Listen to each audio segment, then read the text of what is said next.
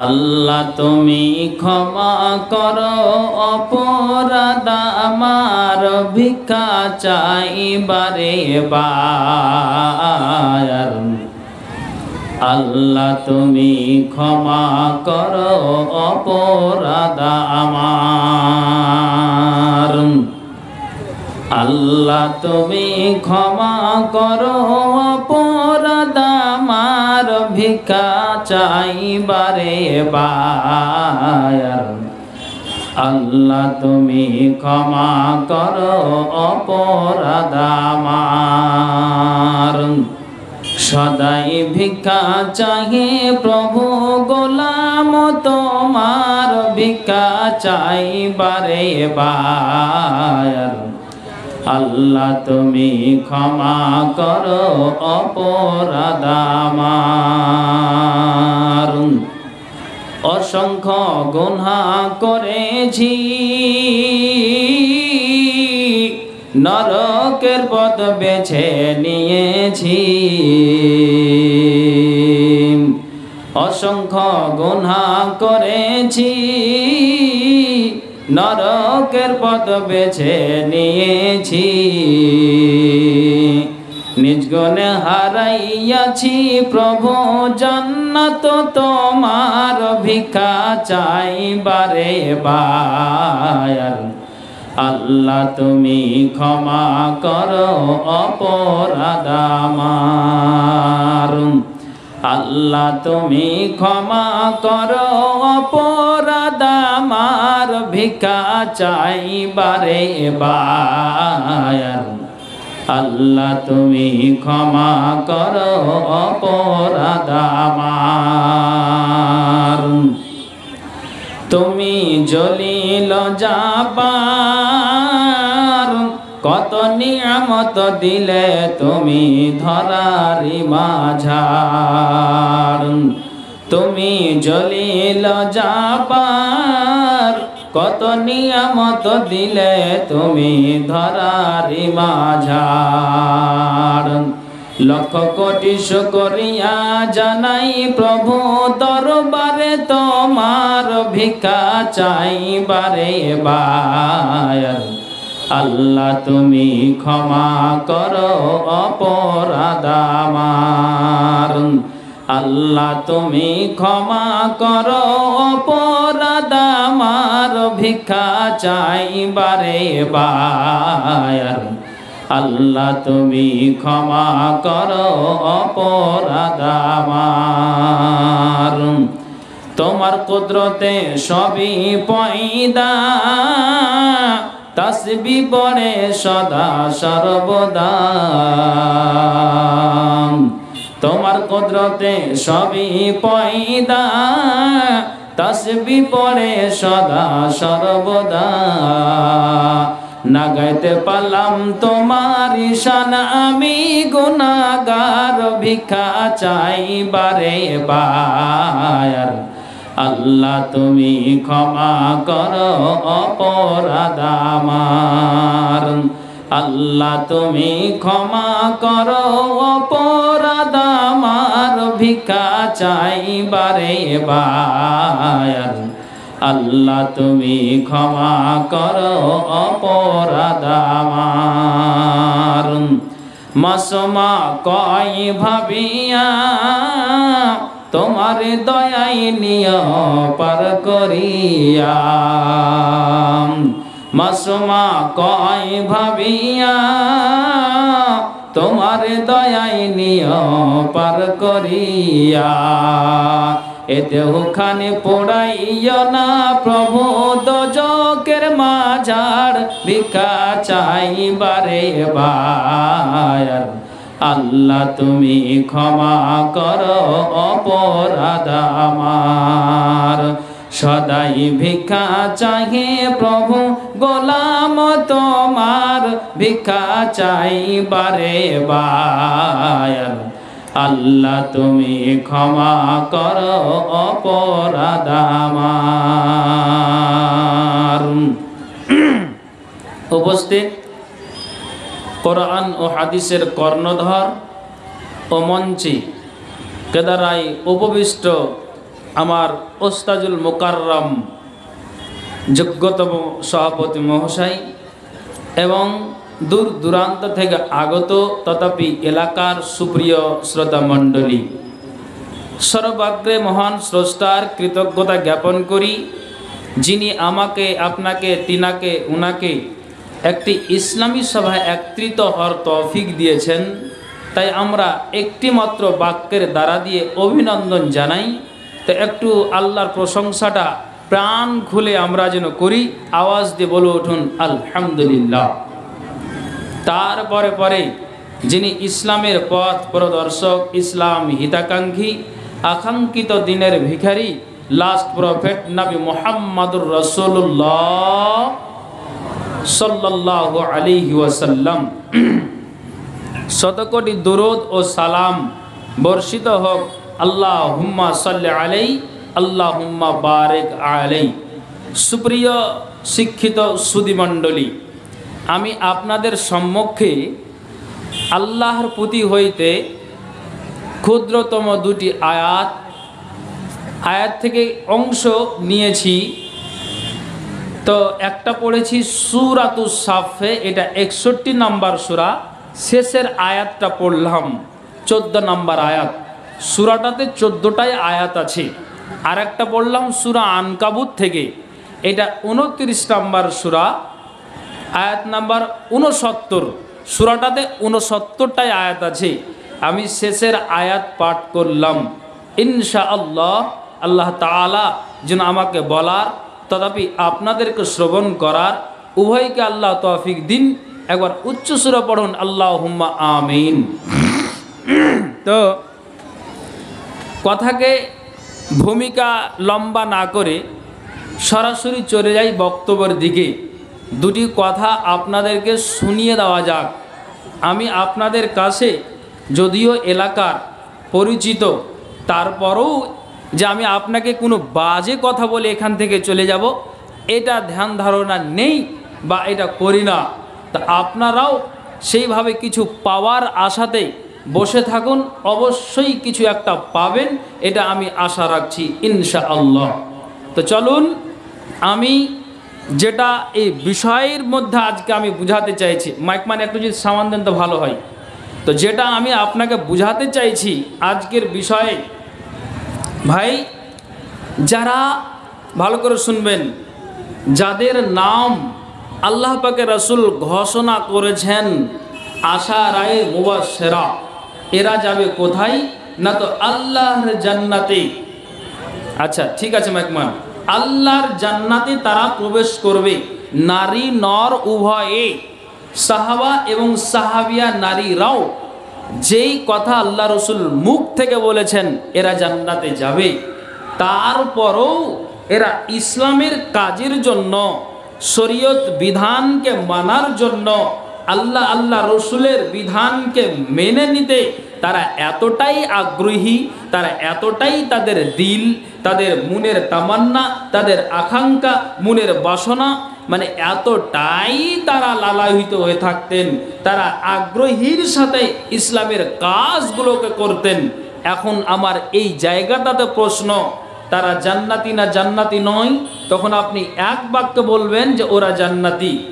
আমি যদি বলি যে তারা জান্নাতি আর নবীজি বলেছেন এটা মিথ্যা নয়, তো তারা জান্নাতি ব্যক্তি হয়েও যদি ইসলামের কাজের জন্য তারা দ্বিগুণ আগ্রহী থাকে, তাহলে আমি পাপী, আমি গুনাহগার। তাহলে আমাকে কতটাই আগ্রহীর সাথে এ শরীয়তের বিধানের কাজগুলোকে করে দিতে হবে, মেনে দিতে হবে।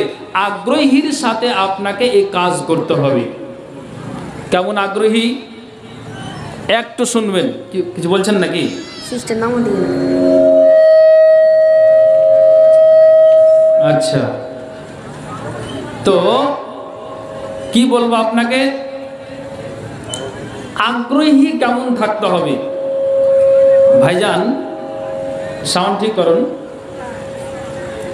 যেই মুসাল্লিগুলোকে দেখলাম রমজানুল মুবারক এই পবিত্র মাসটাতে, তা আপনাকে কি বলবো, রমজানের শুরুতে মসজিদে প্রবেশ করলো, তো কোনো মানে জুমাতে যদি যেতে লেট হয়েছে, আমি আমার গ্রামের ইমাম, তো এক জুমা মৌলানা নাদভী সাহেবকে ডেকেছিলাম যে আসেন মৌলানা একবার আমাদেরকে সুযোগ দেন জুমার খুতবাতে। তো ওনাকে তো আল্লাহ একটা বিশাল নিয়ামত দান করেছেন, ওটার দিক আলাদা। এক তো রমজানের ভিড়, তারপরও একটা ভালো যোগ্য আলেমের মুখ থেকে কথাকে শ্রবণের জন্য মানুষ সেদিন এতটা ভিড় জমিয়ে দিয়েছিল যে আপনার 11:30 বাজতে না বাজতেই মসজিদের ঘর আপনার ফ্লাপ হয়ে গিয়েছে। পরের যে আপনার বারান্দা সেটাও ফ্লাপ, তারপরের বারান্দা অলরেডি এক কাতার পূরণ হয়ে গিয়েছে। যেতে চান্স পাচ্ছি না, যে খুতবা দিব তো মানুষকে আপনার লাফিয়ে ফেরিয়ে যেতে হচ্ছে। যে আল্লাহ তুমি গ্রামের মানুষকে আল্লাহ তুমি হেদায়েত দান করো, এরকমটা যেন যতদিন বেঁচে থাকবে আল্লাহ তুমি আয় দিয়েছো, আগ্রহীর সাথে যেন আল্লাহ তোমার মসজিদে আসে আর ইবাদতে যেন তারা আগ্রহীর সাথে কাজ করে। ভাই আগ্রহী রমজানেই পেলাম, ঈদ হলো তার পরের দিন জুমাতে আপনার 11:55 মসজিদে প্রবেশ করলাম, 1.5 কাতারও জুটে না। এখন আপনাকে বলি যে মানুষগুলো ভিড় লাগিয়েছিল রমজান মাসে, ঈদের পরের দিন যেটা জুমা, সেই দিন আর ওই মুসাল্লিদেরকে পাওয়া যায় না। তাহলে কি একে বলা যাবে যে এর শরীয়তের কাজে আগ্রহী আছে? একটু হ্যাঁ না বলুন। এই যা কথা কেন বলছেন না, আগ্রহী আছে? নেই। তাহলে যেই মানুষটার শরীয়তের কাজে আগ্রহী নেই, তাহলে কি করে একে বলা যাবে যে এ আর নসিবে জান্নাত মিলবে? মিলবে না। তাহলে আমার প্রশ্ন এই জায়গাতে, যারা জান্নাতি তাদের আগ্রহী যদি দ্বিগুণ থাকে, তাহলে আমি পাপী গুনাহগার, আমাকে কতটা আগ্রহীর সাথে ইসলামের কাজ করে দিতে হবে। আরেকটা কথা বলি, রাসূলের একটা হাদিস, এটা বুখারীতে রিওয়ায়াত আছে, আবু হুরায়রা হাদিসের ভাষ্যকার, নবীজি বলছেন কিয়ামতের দিন 7 শ্রেণীর মানুষ ছায়া পাবে। তার ভিতরে বলা হয়েছে কালবুন মুআল্লাকুন ফিল মাসাজিদ, তার ভিতরে ওই ব্যক্তি যেই ব্যক্তির দিলটা অন্তরটা মসজিদে আটকানো থাকে। মসজিদে আটকানোর মানে এই নয় যে আপনার ওই পাংখার মতো ঝুলে থাকবে, না, এটা কথা নয়। আমি এই কথাটাকে বিষয়টাকে সাজাতে গিয়ে এ কথাটি আমাকে বলতে হচ্ছে। তার মানে লোকটা জোহর পড়ে আসলো, তার দিল সব সময় মসজিদের দিকে টান, আগ্রহী, তার দিলটা তার অন্তরটা সব সময় ঝুঁকে আছে কোন দিকে? আল্লাহর ঘরের দিকে। এটা আগ্রহীর সাথে। তো রাসূল বলছেন যে যারা এই আগ্রহীর সাথে শরীয়তের কাজে থাকে আর এই নামাজে ধাবিত হয়, আল্লাহ রাসূল বলছেন এই শ্রেণীর মানুষটাও কিয়ামতের দিন যে 7 শ্রেণীর মানুষ ছায়া পাবে, তার ভিতরে এই একজন ব্যক্তি যারা নামাজের দিকে সদা সর্বদা টান থাকে। জোরে বলেন সুবহানাল্লাহ। এবার আপনাকে বলি, যে মানুষটা জোহরের নামাজ পড়ে আসলো, নিজের বাড়িওয়ালিকে বলছে যে নামাজ পড়ে আসলাম, খাওয়া দাওয়া সারলাম, একটু কাইলুল্লাহ করি শরীয়ত অনুযায়ী, ঠিক যখন আজান আসরের হবে আমার ঘুমটা তুমি ভাঙিয়ে দিও।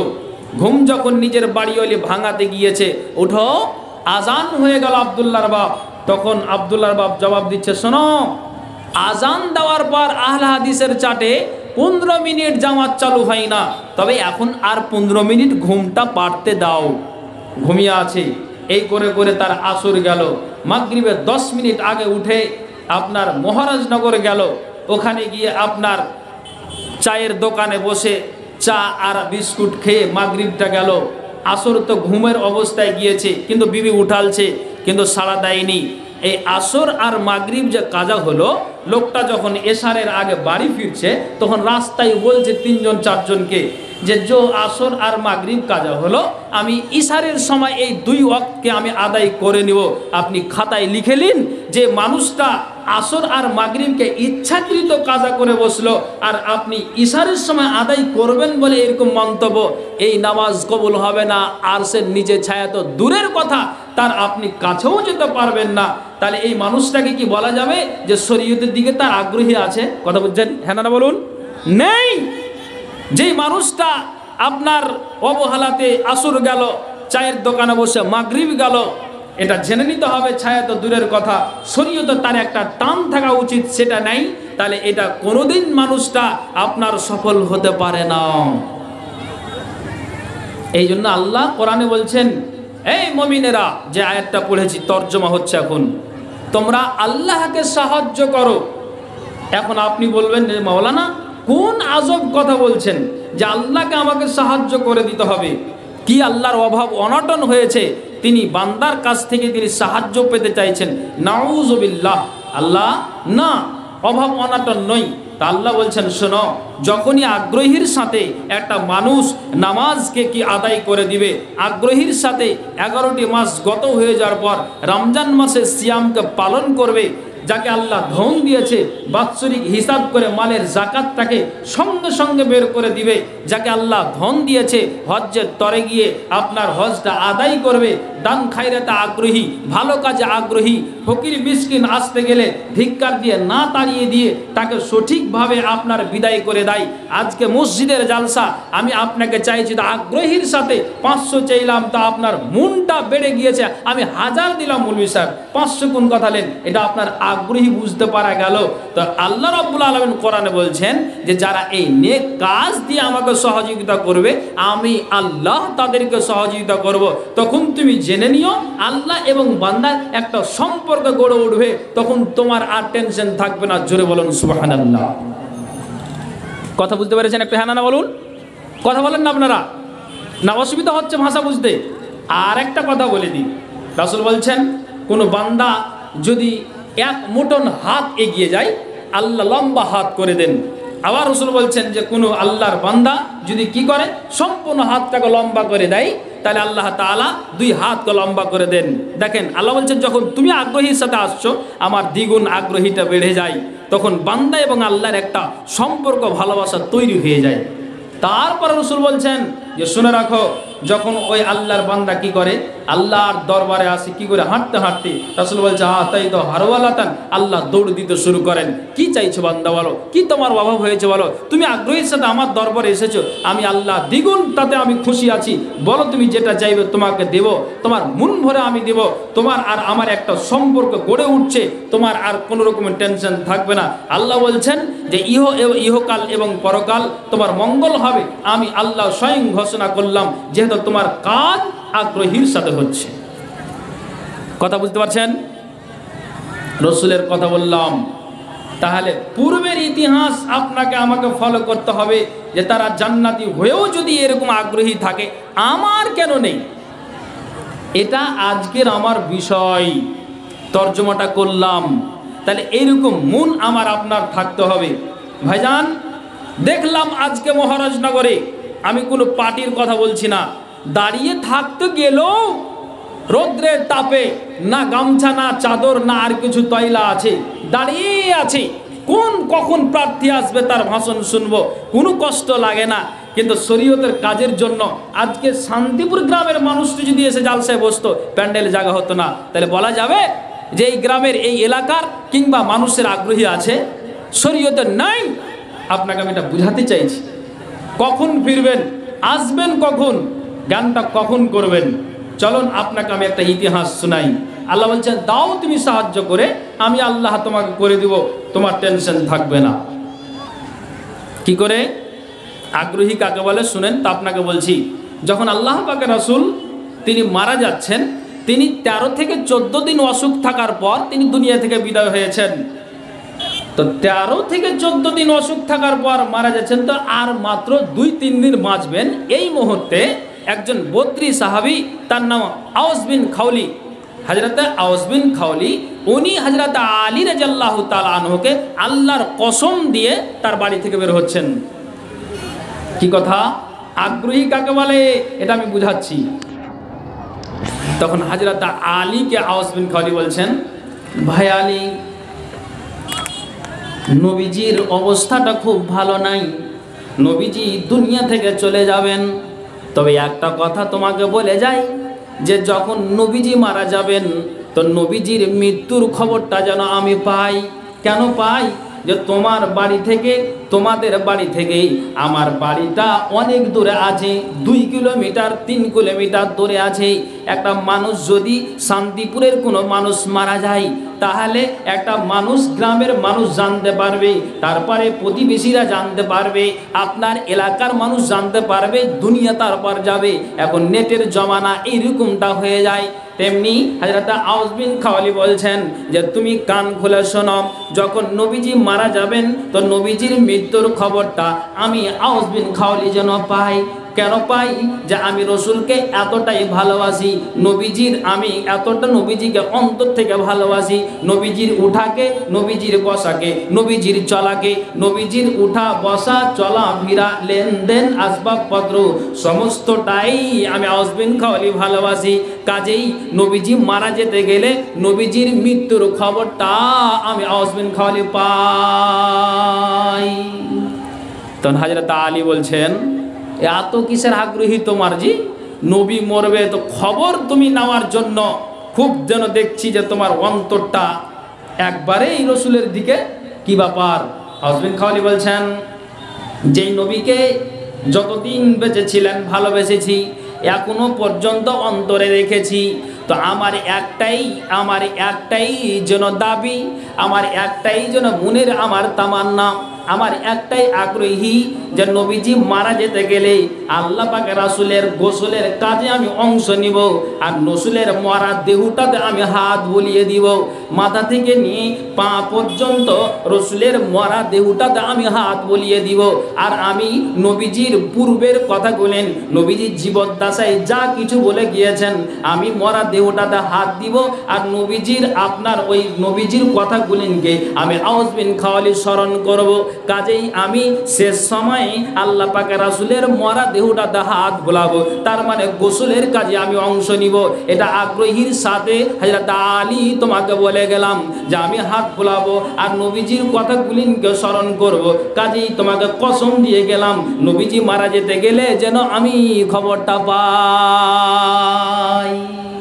আল্লাহু আকবার। কিন্তু অথচ ইনি একজন জান্নাতি। এবার আপনাকে বুঝাই, যেই ব্যক্তিটা জান্নাতি মানুষ, তারপরও যদি এই মুখ দিয়ে এটা উচ্চারণ হয়, নবীজির মরা দেহটাতে হাত দিবে আর পূর্বের কথাগুলিকে স্মরণ করবে, তাহলে একটা জান্নাতি মানুষ যদি এই ভাষাটা বের করতে পারেন, তাহলে এর দুনিয়ার মানুষেরা তোমার রক্তের কেউ নেই, তোমার বংশের কেউ নেই, তোমার আত্মীয়র কেউ নেই, কেউ মারা গেল তো তুমি কি করো? তুমি মৃত্যুর খবরটা যখন তুমি পাবে, তুমি একটা কোদালি নিয়ে নাও, শাবল নিয়ে নাও, খুরপা নিয়ে নাও, বিভিন্ন প্রকারে, কিংবা দাও হাতে করে তুমি বাসতলা চলে যাও। কে মারা গিয়েছে? গ্রামের কোনো একটা মানুষ মারা গিয়েছে, তুমি শরীয়তের কাজে আগ্রহী দেখাও। আউস বিন খাওয়ালি একটা জান্নাতি মানুষ হয়ে যদি গোসলের কাজে ইচ্ছাকৃত আগ্রহীর সাথে বলে থাকেন, তাহলে গ্রামের কোনো একটা মানুষ মারা যেতে গেলে তোমাকেও সে আগ্রহীটা দেখাতে হবে। তাহলে এটা জেনে নিতে হবে, আল্লাহ বলছেন যে যখন যেই বান্দাটার এইরকম শরীয়তের আগ্রহীটা থাকবে, তো এটা জেনে নিও যে আল্লাহ এবং বান্দার একটা সম্পর্ক গড়ে উঠবে, তখন আর ওই বান্দাটার টেনশন থাকবে না। একবার জোরে বলুন সুবহানাল্লাহ। জি, বিশেষ ঘোষণা, রাসূলের হাদিস। ডেলিগেটটা 90 টাকা ছিল, এটা 80 টাকা করা হয়েছে। 80 টাকা করা হয়েছে। যাদের খাওয়ার ইচ্ছুক আছে তারা 80 টাকা দিয়ে ডেলিগেটটা কাটতে পারে। যেমন হযরত আবু তালহা, উনি নিজেই রসুলের কবরটাকে খনন করেছিলেন তা আগ্রহীর সাথে। তো এক কথায় আমি আজকে বোঝাতে চাইছি যে এই শরীয়তের কাজে আমাকে আপনাকে দ্বিগুণ আগ্রহী থাকতে হবে। এরা জান্নাতি হয়ে যদি এতটাই থাকে, তাহলে আমাকে মাথায় উঠান কথাগুলো, ইনশাআল্লাহ আশা করি আপনার কাজে লাগবে। কেমন? আর আপনাকে শোনাই, ভালো করে শুনবেন। আল্লাহ এই কথাটি শোনার পরে মগজে যেন উঠে যায়। আর আল্লাহ যারা মুসাল্লি, আল্লাহ তুমি তাদেরকে 5 ওয়াক্ত নামাজ পড়া তুমি সঠিকভাবে ঠিক টাইমলি টাইম আদায় করা তুমি তৌফিক দান করিও। সকলে বলে আল্লাহুম্মা আমিন, আল্লাহুম্মা আমিন। কয়েকটা কথা শুনুন, কেমন আগ্রহী। খাইবারের যুদ্ধতে একজন বেদুইন এসে ইসলাম গ্রহণ করল। তো যুদ্ধ করার পর, যুদ্ধ যখন সমাপ্ত হলো, মুসলমান জয় হলো, আল্লাহ রসুল একটা ঘোষণা দিলেন যে শোনো সাহাবীরা, যতজন তোমরা এই জায়গাটাতে উপস্থিত আছো, তোমাদেরকে একটা ওসিয়ত করছি, যেই এখন টাটকা মুসলমান বেদুইন, এই বেদুইনকে গানিমাতের মালটাও তাকে ভাগে, মানে অংশ তাকেও দিবে। গানিমাতের যে মাল তোমরা বন্টন করবে, সে বন্টনে যেন ওই অংশটা বেদুইনটা পায়। রাসূল আপনার কথা কি আর অস্বীকার করব না? যেটা আপনি বললেন সেই হিসাবেই গানিমাতের মাল বন্টন হবে। দেখেন আগ্রহী বুঝাচ্ছি ভাইজান ও বাপজান, শুনেন, কথাগুলি শুনলে কাজে আসবে, আমি বলছি কাজে আসবে। তো এবার যখন গানিমাতের মালকে যখন বন্টন শুরু করেছে, তখন ওই কিছু অংশ বেদুইনকে দিয়ে দিয়েছে হাতে। এই বেদুইন মালটা নিয়ে কিন্তু তার মস্তিষ্ক গরম হয়ে গিয়েছে, কিন্তু সেইভাবেই মাল নিয়ে আল্লাহ রাসূলের কাছে হাজির হয়ে গেছে। দেখেন শরীয়ত এই গানিমাতের মালটা নিয়ে রসুলের দরবারে হাজির হলো। নবীজিকে বলছেন, ইয়া রাসূলুল্লাহ, আল্লাহ পাকের রাসূল, যে এই গানিমাতের মালটা যে পেলাম, এই গানিমাতের মালটা এটা আমি যুদ্ধের ময়দানে গিয়েছি, নতুন একটা টাটকা মুসলমান হয়েছি, এখন আমি নিউ মুসলমান। তবে এছাড়া দুনিয়ার মানুষেরা, শান্তিপুর গ্রামের মানুষেরা, ইসলামপুর গ্রামের মানুষেরা, আপনার চাঁদবনি অঞ্চল গ্রামের মানুষেরা সবাই তারা জানবে যে একটা মুসলমান হলো তো কিসের লোভে, না তো মালের লোভে, তার ধনের লোভে মুসলমান হয়েছে। আল্লাহ পাক রাসূল গো, আল্লাহর কসম খেয়ে বলছি, আমি এই মালকে নিতে চাই না, যে গানিমাতের মালের জন্য জিহাদের ময়দানে নেমেছি আর ওই মালটা আমি ভাগ পাবো, তো এটা আমার উদ্দেশ্য ছিল না। আল্লাহ পাক রাসূল আল্লাহর কসম খেয়ে বলছি, এই মালটা আপনি জমা নিয়ে নেন। তো নবীজি বলছেন, আচ্ছা বলো তো কিসের জন্য তুমি এই কথাটা বলতে চাইছো, তোমার কারণ কি, তোমার উদ্দেশ্য কি?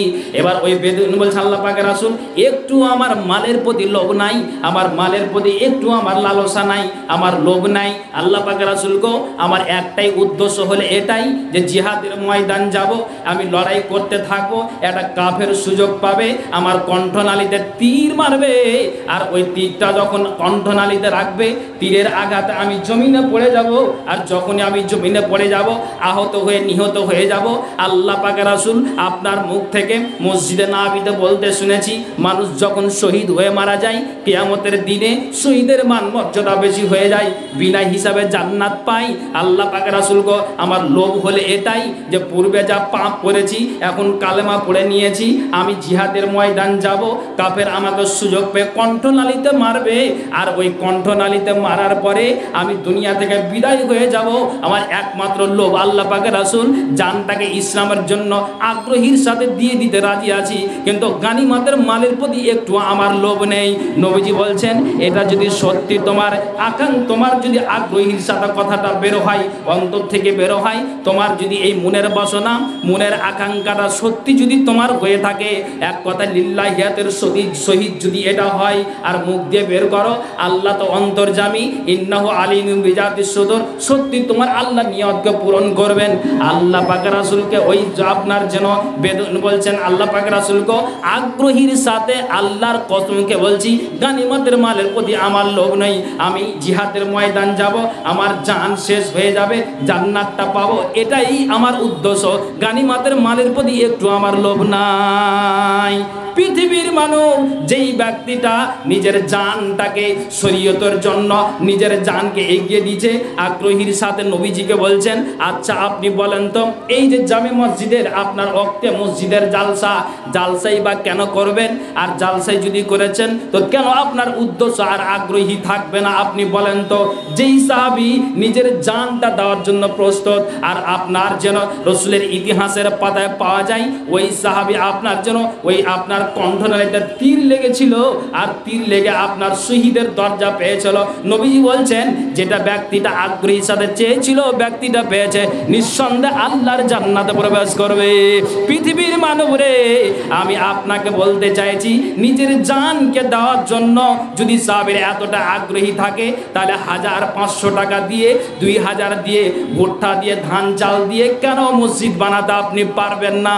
আল্লাহ কোরআনে বলছেন, লা ইন শাকার শাকারতুম লাআযিদান্নাকুম ওয়া লা ইন কাফারতুম ইন্না আযাবি লাশাদীদ। আল্লাহ বলছেন যা তোমাকে দিয়েছি আগ্রহীর সাথে তুমি কি করো, আল্লাহর রাস্তাতে তুমি দান করো, শুকরিয়া আদায় করো, কৃতজ্ঞতা জ্ঞাপন করো, আল্লাহর প্রশংসা করো। কিন্তু যদি তুমি কি করো, যা ধন দিয়েছি, মাল দিয়েছি, মনোক্ষণ্ণ হয়ে আছো, মালকে তুমি ব্যয় করছো না, ফকির আসতে গেলেও তুমি ধিক্কার দিয়ে তুমি তাড়িয়ে দিচ্ছ, মসজিদের জালসা করেছো বটে, খরচ হয়েছে, কিন্তু দানের জন্য তোমার আগ্রহীটা নাই। আল্লাহ রাব্বুল আলামিন বলছেন শুনে রাখো, যেটা মাল দিয়েছি যদি এতে তুমি সন্তুষ্ট না হও, ইন্না আযাবি লাশাদীদ, আমার আযাব বড় কঠিন, সেই আযাবে তোমাদের গ্রেফতার হতে হবে। আল্লাহু আকবার। তাহলে যদি এই সাহাবী নিজের জানকে দিয়ে দিতে পারে, তাহলে আপনি 1000, 2000, 5000 ধান চাল সিমেন্ট রড বালি পাথর দিয়ে আপনি আগ্রহের সাথে মসজিদ কেন বানাতে পারবেন না?